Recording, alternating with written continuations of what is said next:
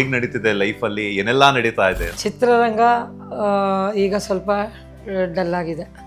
ಯಾಕೆ ಡಲ್ ಆಗಿದೆ ಅಂದರೆ ಪುನೀತ್ ರಾಜ್ಕುಮಾರ್ ಅವರು ಹೋದಾಗಲೇ ಚಿತ್ರರಂಗ ಕೆಲವೆಲ್ಲ ಹೊಟ್ಟಾಯ್ತು. ನಿಮ್ಮ ಮೇಲೆ ಒಂದು ಹಾಡು ಮಾಡ್ತೀನಿ ನೋಡಿ ಬಿಡಲ್ಲ ಅಂದ್ಬಿಟ್ಟು ಒಂದು ಸಾಂಗ್ ಮಾಡಿದ್ರು, ಎಲ್ಲ ನಿಂದೆ ಪಂಕಜ, ತೊಂದ್ರೆ ಇಲ್ಲ ಪಂಕಜ.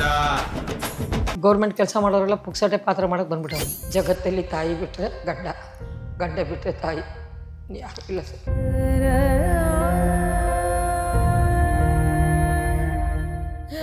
ಅಂದೆ ಹಿಂಗೆ ಕೈ ಹಿಡ್ಕೊಂಡು ಹಂಗೆ ಬಿದ್ರು, ಆಗಲೇ ಹೊಟ್ಟೋಗಿತ್ತು ಜೀವ.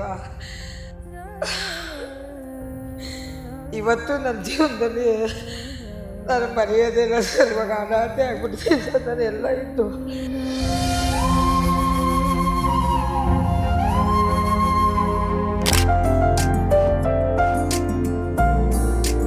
ಆಂತರ್ಯದಂತರಾಳದಲ್ಲಿ ಅದೇನೋ ಅತೃಪ್ತಿ.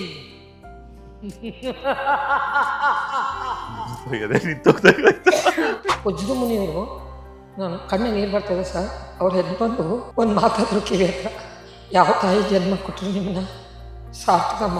ನಿಮ್ಮ ಕಾಲದಲ್ಲಿ ಗಂಡ ಅಂದ್ರೆ ಭಯ ಭಕ್ತಿ ಇರ್ತಿತ್ತು, ತಂದೆ ತಾಯಿ ಅಂತಂದ್ರೆ ಗೌರವ ಇರ್ತಿತ್ತು, ಪ್ರೀತಿ ಇರ್ತಿತ್ತು. ಈಗ ತಂದೆ ತಾಯಿ ಅಂದ್ರೆ ಲೆಕ್ಕನೇ ಇಲ್ಲ.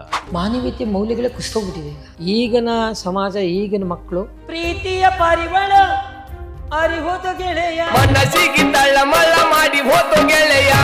ಈಗಿನ ಕಾಲದಲ್ಲಿ ವಿಜಯಲಕ್ಷ್ಮಿ ಅವ್ರು ಸ್ಫೂರ್ತಿ ಆಗ್ತಾರೆ. ಗಂಡನ್ಗೆ ಎಷ್ಟೇ ಕಷ್ಟ ಆದರೂ ಕೂಡ ಅವರ ಬೆನ್ನೆಲುಬಾಗಿ ನಿಂತ್ಕೊಳ್ತಾರೆ. ಆ ಕಾಲದಲ್ಲಿ ಹೇಳ್ತಾ ಇದ್ರು, ಕಟ್ಕೊಂಡವಳು ಕೊನೆ ತನಕ, ಇಟ್ಕೊಂಡವಳು ಇರೋ ತನಕ.